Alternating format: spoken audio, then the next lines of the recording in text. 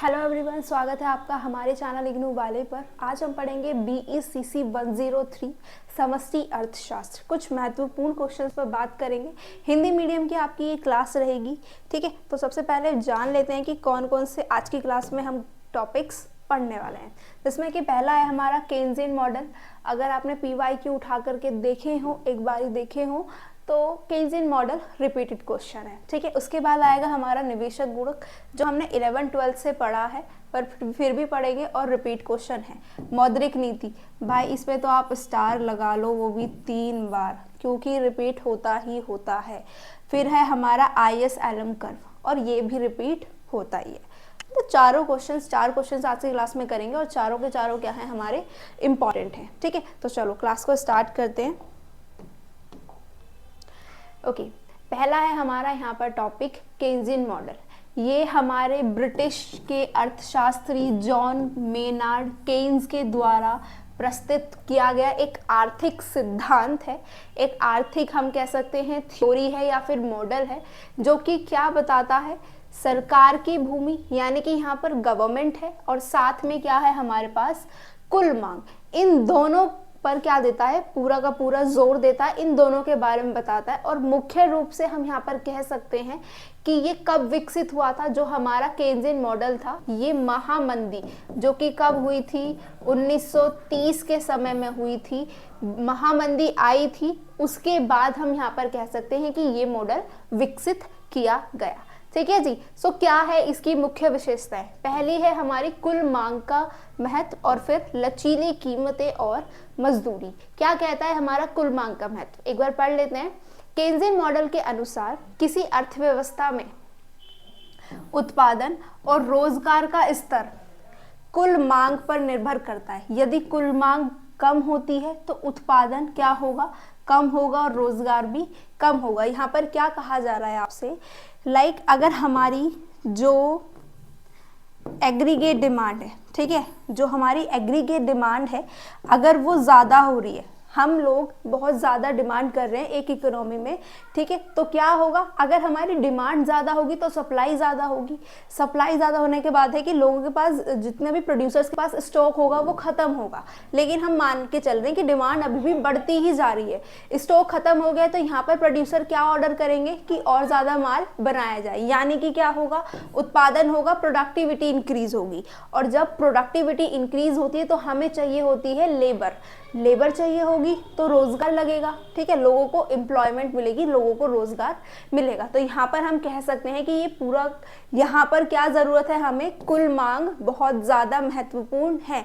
अगर हमें एक देश में क्या चाहिए, उत्पादन और एम्प्लॉयमेंट चाहिए, ठीक है। फिर बात कर लेते हैं लचीली कीमतें और मजदूरी। ये क्या है, इस सिद्धांत के अनुसार मजदूरी और कीमतें अल्पकाल में पूरी तरह लचीली नहीं होती हैं, जिससे बाजार में समायोजन धीमा होता है और बेरोजगारी बढ़ सकती है। यहाँ पर कहा जा रहा है जो मजदूरी होगी और जो कीमतें होंगी वो अल्पकाल में, हम यहाँ पर कह सकते हैं फ्लेक्सिबल नहीं है, लचीली नहीं है, जिस कारण यहाँ पर जो बाजार में एडजस्टमेंट करने में बहुत समय लगता है, ठीक है, प्राइस को एडजस्ट करने में, डिमांड सप्लाई को एडजस्ट करने में, और बहुत सारे फैक्टर्स होते हैं, उन सभी को एडजस्ट करने में समय लगता है। जिस समय के कारण, जब समय लगेगा तो जाहिर सी बात है जो हमारी प्रोडक्टिविटी होगी वो थोड़ी सी क्या होगी, अनचेंज हो जाएगी, और इस कारण से देश में क्या हो सकता है, बेरोजगारी बढ़ सकती है, ठीक है जी। ये होती है लचीली कीमतें और मजदूरी। ये कह सकते हैं हम कि इस मॉडल की मुख्य विशेषताएं हैं। 2 पॉइंट है, अभी कौन से पढ़े, कुल मांग का महत्व और लचीली कीमतें और मजदूरी, ठीक है। चलो आगे बढ़ते हैं, आगे क्या गिवन है। अब यहाँ पर जरूरी है किस चीज का, सरकारी हस्तक्षेप। मॉडल में माना गया है, जो हमारे मेनार्ड केन्स हैं उन्होंने माना है कि अगर हमें देश में एक अर्थव्यवस्था में क्या चाहिए, प्रोडक्टिविटी ज़्यादा चाहिए, रोजगार ज़्यादा चाहिए, तो सरकार का हस्तक्षेप होना बहुत ज़रूरी है। केन्स का मानना था यहाँ पर कि हमेशा एक बाजार को हम फ्री मार्केट नहीं छोड़ सकते हैं, मुक्त बाजार पर नहीं छोड़ सकते हैं, ठीक है जी। इसलिए सरकार को यहाँ पर क्या यूज करनी होती है, फिस्कल पॉलिसी को यूज करना होता है, जिसके माध्यम से अर्थव्यवस्था में सरकार हस्तक्षेप कर सकती है। अब फिस्कल पॉलिसी कैसे यूज की जाएगी, सरकारी खर्च करेगी, टैक्स को कम ज़्यादा करेगी और जितना भी इंटरेस्ट रेट होगा, ब्याज दर होगा, उसको भी कम ज़्यादा करती है फिस्कल पॉलिसी के जरिए। कौन? सरकार। ठीक है, तो सरकार का हस्तक्षेप जरूरी माना गया इस मॉडल में। उसके बाद कर लेते हैं संग्रहित बचत। ये क्या है? यदि लोग बचत करने लगते हैं तो जाहिर सी बात है, जब लोग सेविंग करने लगेंगे तो लोग डिमांड कम करेंगे, डिमांड ऑटोमेटिकली क्या हो जाएगी, अपने आप कम हो जाएगी। जब डिमांड कम हो जाएगी तो उत्पादन नहीं होगा, उत्पादन नहीं होगा तो लोगों को रोजगार नहीं मिलेगा। इसे हम यहाँ पर कहते हैं परस्पर विरोधाभास।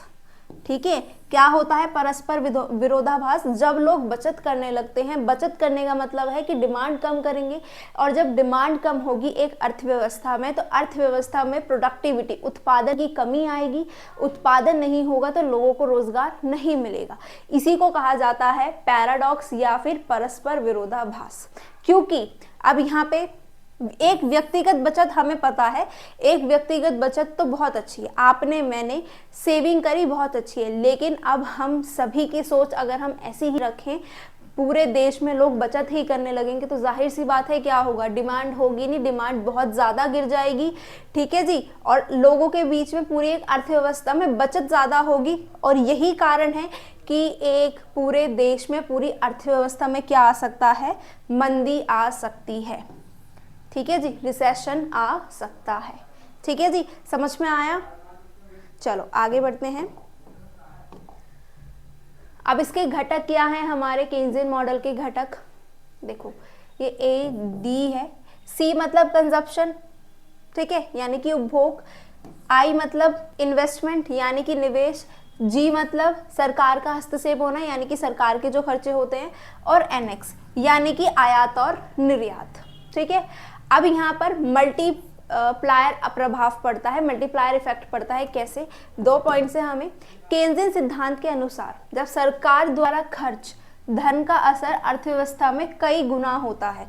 सरकार ने क्या किया, खर्चा करना शुरू किया तो उसका इफेक्ट बहुत ज़्यादा होगा देश में। ठीक है, तो पहला तो ये हो गया मल्टीप्लायर इफेक्ट। फिर यदि सरकार खर्च बढ़ाती है तो लोगों की आय बढ़ जाएगी, लोगों की अगर इनकम इंक्रीजमेंट होगी तो लोगों के डिमांड इंक्रीज होगी। खर्चा बढ़ने का मतलब है कि यहाँ पर हमारी क्या होगी, डिमांड इंक्रीज हो जाएगी, है ना। इनकम अगर ज़्यादा होगी, अगर आपकी अभी इनकम जो है 10,000 रुपये है तो आप उतनी डिमांड नहीं करेंगे, आप अपने में भी शौक पूरे ना कर पा रहे हो। लेकिन यही अगर इनकम आपकी इंक्रीज हो जाती है, 10 से 20,000 हो जाती है, तो मे भी आप अपने शौक पूरे कर सकते हैं। जो आज आप 10,000 की सैलरी में नहीं खरीद पाते हैं वो 20,000 की सैलरी में आप उसे खरीद सकते हैं। ठीक है, तो मल्टीप्लायर इफेक्ट हो गया। फिर है हमारा पॉइंट मुद्रास्फीति और बेरोजगारी का संबंध क्या है। अब केन्जियन अर्थशास्त्र के अनुसार यदि कुल मांग बहुत अधिक होती है, ठीक है जी, एग्रीगेट डिमांड क्या है, बहुत ज्यादा होती है, तो यहाँ पर क्या हो सकता है भाई, इन्फ्लेशन भी तो हो सकती है। डिमांड बहुत ज्यादा है, बहुत ही ज्यादा बढ़ती जा रही है, तो चीज़ों में महंगाई आ जाती है, नहीं आ जाती है, प्राइस बढ़ जाते हैं, नहीं बढ़ जाते हैं चीज़ों के, और जब चीज़ों के प्राइस बढ़ते हैं तो हम लोग क्या कहते हैं कि अब महंगाई हो रही है। ठीक है, चीज़ें महंगी हो रही हैं, चीज़ें महंगी होने का मतलब है कि अब महंगाई होगी देश में।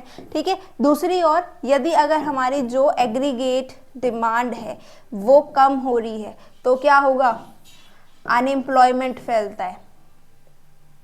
वही सेम चीज़, डिमांड कम हो जाएगी तो उत्पादन नहीं होगा, उत्पादन नहीं होगा तो लोगों को रोजगार नहीं मिलेगा, और जब लोगों को रोजगार नहीं मिलेगा तो अर्थव्यवस्था में क्या चीज फैलेगी, बेरोजगारी फैलेगी। ठीक है, यही है हमारा क्या, केन्जियन मॉडल के घटक। ठीक है, समझ में आया क्या है हमारा केन्जियन मॉडल। चलो आगे बढ़ते हैं नेक्स्ट क्वेश्चन की तरफ। अब है हमारा इसमें निवेश गुणक, जिसे हम कहते हैं इन्वेस्टमेंट मल्टीप्लायर। निवेश गुणक क्या है, केन्जियन अर्थशास्त्र की एक महत्वपूर्ण संकल्पना है जिसे जॉन मेनार्ड ने ही विकसित किया था। अभी हमने पढ़ा था ना मॉडल में, क्या पढ़ा था, मल्टीप्लायर इफेक्ट, वो यही है मल्टीप्लायर इफेक्ट। ठीक है, वो क्या था, किन्होंने विकसित किया, सेम जो हमारे केन्जियन मॉडल थे, यानी कि जिनका केन्जियन मॉडल है, जिन्होंने केन्जियन मॉडल को विकसित किया उन्होंने ही इसको जन्म दिया, फिर इसको ही विकसित किया, निवेश गुणक को। अब ये क्या बताता है कि जब निवेश में क्या होती है, वृद्धि होती है। तो जो हमारी राष्ट्रीय आय होती है, यानी कि जो नेशनल इनकम होगी वो इंक्रीज होगी, लेकिन कितनी गुनी होती है वो बताने का काम कौन करता है, निवेश गुणक करता है। एक बार फिर से सुन लो, जब इन्वेस्टमेंट में वृद्धि होती है किसी भी अर्थव्यवस्था में, तो इन्वेस्टमेंट की वृद्धि होने से किसी भी अर्थव्यवस्था की जो नेशनल इनकम होती है, राष्ट्रीय आय होती है, वो कितनी गुनी बढ़ती है, यही बताने का काम कौन करता है, निवेश गुणक करता है। ठीक है जी। चलो अब यहाँ पर ये फॉर्मूला है हमारा 1/1 माइनस MPC, ये आपने याद रखना है। ठीक है, के यहाँ पर क्या माना गया है, निवेश गुणक माना गया है, और MPC जो है हमारा सीमांत उपभोग प्रवृत्ति यानी कि मार्जिनल प्रोपेंसिटी टू कंज्यूम माना गया है। और यहाँ पर हमेशा याद रखना, जो हमारी MPC है इंडिया की, भारत की जो MPC है वो 0.8 है। ठीक है, अब यहाँ पर इसका रीज़न हम यहाँ पर कह सकते हैं क्यों, क्योंकि जो भारत है एक डेवलपिंग कंट्री है, इस कारण भारत की जो MPC है वो 0.8 है। भारत के लोगों की MPC 0.8 है। अगर हम यहाँ से डेवलप्ड कंट्री की तरफ मूव करें, यानी कि अमेरिका, यूनाइटेड स्टेट ले लेते हैं, तो वहाँ पर लोगों की MPC क्या मिलती है, हमें 0.5 और 0.6 समथिंग मिलती है। ठीक है जी, चलो आगे बढ़ते हैं। अब यहाँ पर क्या है, इनिशियल इन्वेस्टमेंट है, यानी कि प्रारंभिक निवेश। ठीक है, क्या पॉइंट है, जब सरकार या कोई कंपनी किसी प्रोजेक्ट में पैसा लगाती है, ठीक है, हम मान लेते हैं एक एग्जांपल के लिए भारत का एग्जांपल, अभी हमारा राम मंदिर बना था, तो एक प्रोजेक्ट था, तो क्या हुआ, लोगों को रोजगार मिले नहीं मिले, लोगों को रोजगार मिले ना, यानी कि लोगों की आय इंक्रीज हुई, इनकम में इंक्रीज हुई, बढ़ी हुई आय के साथ क्या हुआ, बढ़ी हुई खपत भी हुई। ठीक है, यानी कि लोगों की जब इंक्रीज हो जाएगी इनकम, जब इनकम इंक्रीज हो जाएगी तो लोग डिमांड भी तो ज़्यादा करेंगे, मांग बढ़ गई देश में। अब क्या होगा, उत्पादन भी बढ़ा, जब डिमांड बढ़ी तो प्रोडक्टिविटी इंक्रीज हुई, और जब प्रोडक्टिविटी इंक्रीज होगी तो ये सारा का सारा किसकी क्या होगा, फिर देश में प्रोडक्टिविटी इंक्रीज होने से हम यहाँ पर कह सकते हैं क्या इंक्रीज होगा, एम्प्लॉयमेंट इंक्रीज होगा, लोगों को नौकरियां मिलेंगी, और तथा आय में क्या होगा, पुनः वृद्धि, फिर से इनकम ग्रोथ होगी, फिर से नए कर्मचारियों को वेतन मिलेगा, और हम कह सकते हैं कि ये पूरा का पूरा एक सर्कल है जो कि चलता रहता है। ठीक है जी, किसके जरिए चलेगा, सरकार के जरिए। सरकार ने पैसा लगाया, पैसा लगाने से लोगों को रोजगार मिला, जब रोजगार मिला तो लोगों ने डिमांड करनी शुरू करी, जब डिमांड करनी शुरू करी तो प्रोडक्टिविटी इंक्रीज हुई देश में, और जब प्रोडक्टिविटी इंक्रीज हुई देश में तो लोगों को नौकरियां मिली, लोगों को रोजगार मिला। ठीक है, और यानी कि लोगों को अब जब वही चीज़ कि लोगों को रोजगार मिलना शुरू हुआ तो फिर से वही चीज़ हम कह सकते हैं पूरा का पूरा ये सर्कल चल रहा होता है। ठीक है, फिर से वही इनकम इंक्रीज होगी। ठीक है जी, चलो आगे बढ़ते हैं। अब है यहाँ पर हमारे निवेश गुणक के प्रकार, दो हैं, पहला पॉजिटिव यानी कि सकारात्मक, दूसरा नकारात्मक। यानी कि जब MPC बहुत ज़्यादा होता है तो आय में वृद्धि उतनी ही होगी, लोग खर्च अधिक करेंगे, तो यानी कि निवेश गुणक ज़्यादा मजबूत होता है। ठीक है, अब दूसरा है नकारात्मक, यानी कि अब MPC क्या हो रहा है, हमारा कम हो रहा है, तो प्रभाव कैसा होगा, जाहिर सी बात है कम ही होने वाला है। यानी कि इसका एग्जांपल ले सकते हैं, लोग अब बचत ज़्यादा कर रहे हैं। बचत ज़्यादा करने का मतलब है कि लोगों की डिमांड नहीं है, और जब लोगों की डिमांड नहीं है तो आय में वृद्धि नहीं हो रही है, या फिर ना के बराबर है, बहुत ज़्यादा स्लो हो रही है। ये होता है हमारा क्या, नेगेटिव इन्वेस्टमेंट मल्टीप्लाई या फिर नकारात्मक निवेश गुणक। समझ में आया? चलो आगे बढ़ते हैं। अब आगे क्या गिवन है हमारे पास, अब है हमारा एक नया question, monetary policy. Monetary policy यहां से आप समझ सकते हो मौद्रिक नीति है। मौद्रिक मतलब मुद्रा, मुद्रा कहाँ छपती है, कहाँ पर छपती है, हमारे देश में कहाँ पर छपती है, RBI में। और RBI क्या है, एक हमारे देश का सेंट्रल बैंक है, तो यहीं से आपको याद रखना है। अगर मौद्रिक नीति आती है तो यहीं से समझ लेना कि जो हमारी मौद्रिक नीति है या फिर मॉनेटरी पॉलिसी है वो किसके माध्यम से हम कह सकते हैं, या उस पर कौन कंट्रोल करता है, वो करता है हमारा रिजर्व बैंक ऑफ इंडिया या फिर सेंट्रल बैंक किसी भी देश का। ठीक है, जिसमें इस पॉलिसी के जरिए, मौद्रिक नीति के जरिए क्या होता है, मुद्रा की जो सप्लाई होती है वो, और उस पर ब्याज दर को नियंत्रण करने का काम किसका होता है, आरबीआई का होता है। और आरबीआई किसके अंडर करता है, मॉनेटरी पॉलिसी के जरिए करता है। ठीक है, चलो अब इसके कुछ उद्देश्य हैं। मुद्रास्फीति नियंत्रण, महंगाई अगर किसी देश में बढ़ रही है तो उसको कंट्रोल करने का काम कौन करेगा, मॉनेटरी पॉलिसी के अंडर आरबीआई करता है। ठीक है, जैसे कि पढ़ लेते हैं। मुद्रास्फीति का अर्थ है वस्तु और सेवाओं की कीमतों में निरंतर वृद्धि, यानी कि प्राइस बढ़ रहा है। ठीक है, प्राइस बढ़ने का मतलब क्या है, अगर चीज़ें महंगी हो जाती हैं तो हम लोगों की परचेजिंग पावर कम हो जाती है। प्राइस ज़्यादा होने पर हम चीज़ों की डिमांड नहीं करते हैं। ठीक है, तो यहाँ पर क्या होता है, आरबीआई ब्याज दरें क्या कर देता है, बढ़ा देता है। ठीक है, या फिर हम कह सकते हैं जो हमारा सीआर है, और ये सीआरआर आपने 11th-12th में पढ़ा होगा, सो होप सो आपको अच्छे से आता होगा, इससे आपको अच्छे से समझ में आ जाएगा। सो क्या है, आरबीआई ब्याज दरें बढ़ा देगा या फिर सीआरआर में क्या कर देगा, अपनी मनी की सप्लाई को क्या कर देता है, नहीं ये याद रखना है आपने, ब्याज दरें यानी कि इंटरेस्ट रेट तो बढ़ा देता है। ठीक है, क्या करता है, इंटरेस्ट रेट बढ़ा देता है, बट जो सीआरआर है, सीआरआर में मनी की सप्लाई को कम कर देता है, जिस वजह से हमारी मुद्रास्फीति कंट्रोल में आ जाती है। कौन सी पॉलिसी के जरिए, मॉनेटरी पॉलिसी या फिर मौद्रिक नीति के जरिए। ठीक है, आगे बढ़ते हैं। फिर क्या है, इकोनॉमिक स्टेबिलिटी है। किसी भी देश में, अर्थव्यवस्था में अगर हमें संतुलन बनाना है, ठीक है, क्या चाहिए, स्थिरता चाहिए, जिस कारण हमें आरबीआई क्या यूज करेगा, मौद्रिक नीति को उपयोग करेगा। ठीक है, या फिर अत्यधिक मुद्रास्फीति है, या फिर बहुत ज़्यादा रिसेशन यानी कि इन्फ्लेशन है, रिसेशन है, कौन यूज़ करता है, मौद्रिक नीति को आरबीआई यूज़ करेगा और उस सिचुएशन को ठीक कर देता है, यानी कि स्टेबिलिटी लाने का काम करता है। फिर है हमारा थर्ड पॉइंट, आर्थिक विकास में प्रोत्साहन, यानी कि मौद्रिक नीति के माध्यम से उद्योगों और व्यापार को सस्ता ऋण प्रदान किया जाता है। यानी कि फिर क्या हो सकता है, मान लो कोई भी उद्योग है, यानी कि इंडस्ट्री वगैरह है, कोई अपना कंपनी ओपन करना चाहता है, कोई फर्म चालू करना चाहता है, तो उसे क्या चाहिए, उधार चाहिए। अब उस उधारी पर क्या करेगा, आरबीआई मॉनेटरी पॉलिसी के जरिए इंटरेस्ट रेट कम कर देगा। तो जाहिर सी बात है, लोग क्या करेंगे, इन्वेस्टमेंट ज़्यादा करेंगे, बिजनेस स्टार्ट करेंगे, जिसके कारण क्या होता है, इकोनॉमिक ग्रोथ बढ़ती है। वही से फिर से सेम चीज़ है, फर्म बढ़ेगी, लोगों को रोजगार मिलेगा, प्रोडक्टिविटी इंक्रीज होगी, इकोनॉमिक ग्रोथ होगी। ठीक है, फिर है हमारा यहाँ पर रोजगार में वृद्धि, वही सेम चीज़, अगर देश में निवेश बढ़ेगा, नए उद्योग खुलेंगे, लोगों को नौकरियां प्राप्त होगी।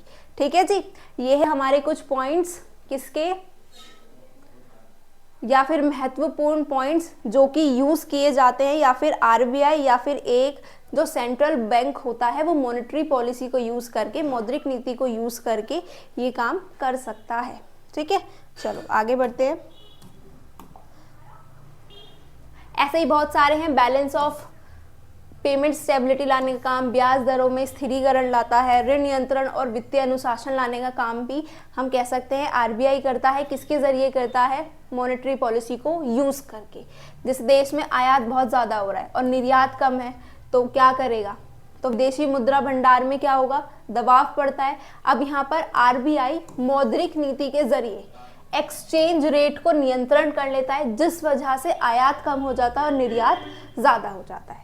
तो यहाँ पर क्या हो जाएगा, बैलेंस ऑफ पेमेंट में स्टेबिलिटी आएगी। फिर है हमारा ब्याज दरों में स्थिरीकरण, stabilization of interest rate. Interest rate वही से सेम चीज़ है, यानी कि निवेश और ऋण व्यवस्था कैसा इफेक्ट डलता है।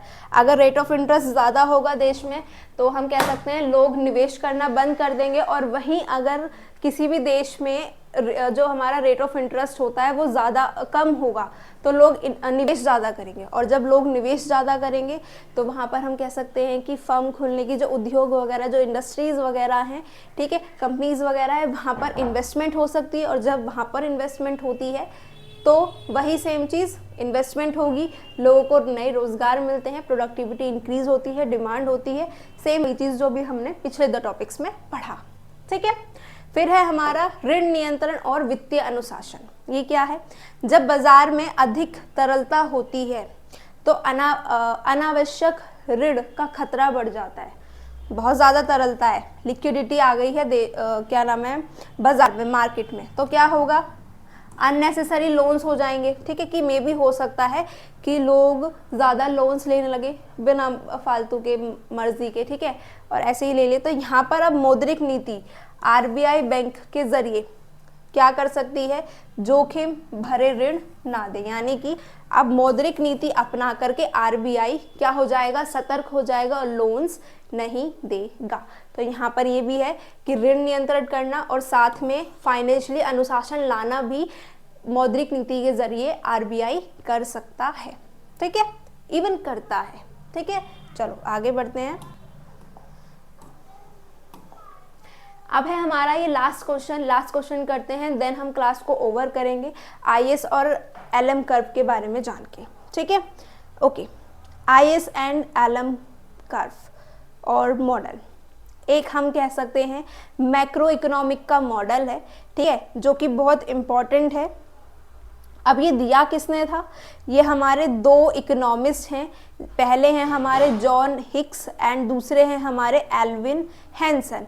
इन दोनों ने ये विकसित किया था ISLM मॉडल, और ये क्या बताता है, किस चीज़ के इक्विलिब्रियम को दिखाता है, किस चीज़ के संतुलन को दिखाता है? मार्केट के एक मुद्रा बाजार यानी कि मॉनेटरी मार्केट को बताता है, और साथ में गुड मार्केट को बताता है। इनके बीच के संतुलन को दर्शाता है क्या? ISLM वक्र। अब सबसे पहले जान लेते हैं IS वक्र क्या है। IS का पूरा नाम है इन्वेस्टमेंट सेविंग कर्व। यह बाजार में क्या करता है? जो हमारा इंटरेस्ट रेट होता है, ठीक है, और साथ में जो हमारी नेशनल इनकम होती है, उसके बीच के संतुलन को दिखाने का काम कौन करता है? IS कर्व करता है। इसकी विशेषताएं क्या हैं? पढ़ लेते हैं। ये दर्शाता है कि किसी अर्थव्यवस्था में बाजार संतुलन तब होता है जब उसकी कुल मांग कुल आपूर्ति के बराबर होती है। बाजार संतुलन तभी तो होता है, एक मार्केट संतुलन में कब होती है? जब डिमांड और सप्लाई उसके इक्वल होती है। तो वो कौन बताता है? IS कर्व बताता है। नकारात्मक ढलान होता है इसका, यानी कि ये ऊपर से नीचे की ओर आ रहा होता है। जैसे हमारा डिमांड कर्व आता है ना, एग्जैक्टली वैसे ही हमारा IS कर्व होता है, ठीक है जी। चलो आगे बढ़ते हैं। अब LM कर्व के बारे में जान लेते हैं। LM वक्र क्या है? इसका पूरा नाम है liquidity preference and money supply curve. अब ये क्या बताता है? यह है मुद्रा बाजार, यानी कि क्या है हमारी मॉनेटरी मार्केट और मनी सप्लाई और साथ में इंटरेस्ट रेट के बीच का क्या बताता है? संतुलन बताता है, ठीक है। अब ये इसकी विशेषताएं क्या है? वही सेम चीज, जो मनी की डिमांड है और जो मनी की सप्लाई है वो कब संतुलित होगी? डिमांड सप्लाई कम संतुलित होगी, लेकिन किस चीज की डिमांड? मनी की डिमांड और मनी की सप्लाई के बारे में बताता है, ठीक है। सकारात्मक ढलान होता है, यानी कि जैसा हमारा सप्लाई कर्व जाता है डाउनवर्ड टू अपवर्ड, एग्जैक्टली ऐसे ही जाता है ये भी, ठीक है जी। ये होता है हमारा LM कर्व की विशेषताएं। अब IS-LM इक्विलिब्रियम कब होते हैं? यानी कि हमारा IS जा रहा है और LM जा रहा है, ठीक है। जब ये एक दूसरे को कट करेंगे, यहीं पर ही क्या होगा? इक्विलिब्रियम में होगा। ये तभी तो क्या होंगे? संतुलित होंगे IS और LM कर्व, ठीक है। अब इसका मतलब क्या है एक बार जान लेते हैं। अब यहाँ पर है जो हमारी वस्तु बाजार है और सेवा बाजार है, और साथ में जो मुद्रा बाजार है, वो दोनों क्या है? संतुलित में है। एक मार्केट, यानी कि जो सेवा बाजार की भी मार्केट है और जो मुद्रा बाजार की भी मार्केट है, ये दोनों मार्केट क्या है? संतुलित हैं, क्योंकि एक दूसरे को क्या कर रही है? इंटरसेक्ट कर रही है, कट कर रही है पूरी एक अर्थव्यवस्था में, ठीक है। अब इसका उपयोग कहाँ पर होता है? जो हमारा IS-LM कर्व है उसका उपयोग कहाँ करते हैं? मौद्रिक नीति में, राजकोषीय नीति में और मुद्रास्फीति में। मौद्रिक नीति अभी हमने पढ़ी, जब हमारा आरबीआई क्या करेगा, मॉनेटरी पॉलिसी को कौन यूज करता है, आरबीआई करता है। जब ब्याज दर घटती है तो किसका यूज होगा, एलएम वक्र का यूज होगा। एलएम वक्र अभी हमने बताया मॉनेटरी की जो सप्लाई होती है, डिमांड होती है, उसके बारे में भी बताता है, ठीक है। ब्याज दर इंक्रीज हो जाएगा तो जो हमारा एलएम वक्र होगा वो दाईं ओर शिफ्ट हो जाता है। फिर है राजकोषीय। राजकोषीय में आती है हमारी सरकार, यानी कि कौन कंट्रोल करती है फिस्कल पॉलिसी को, सरकार कंट्रोल करती है। जब सरकार अपने खर्चे को इंक्रीज करती है तो जो हमारा आईएस वक्र होता है वो बाईं ओर खिसक जाता है, ठीक है। फिर है यहाँ पर हमारी इन्फ्लेशन और साथ में बेरोजगारी। इस मॉडल के जरिए, इस मॉडल का उपयोग करके आईएसएलएम के जो मॉडल है, आईएसएलएम मॉडल, उसको उपयोग करके, उसका यूज करके क्या कर सकते हैं हम, महंगाई, एक अर्थव्यवस्था में महंगाई और बेरोजगारी को समझ सकते हैं कि कितनी एक देश में महंगाई है, कितनी बेरोजगारी है और इसे कैसे ठीक किया जा सकता है, ठीक है जी। ये होते हैं हमारे आईएसएलएम मॉडल के उपयोग, ठीक है। सो होप सो आज की क्लास आपको समझ आई होगी। नेक्स्ट क्लास में मिलते हैं नए टॉपिक्स के साथ। Thank you, bye bye.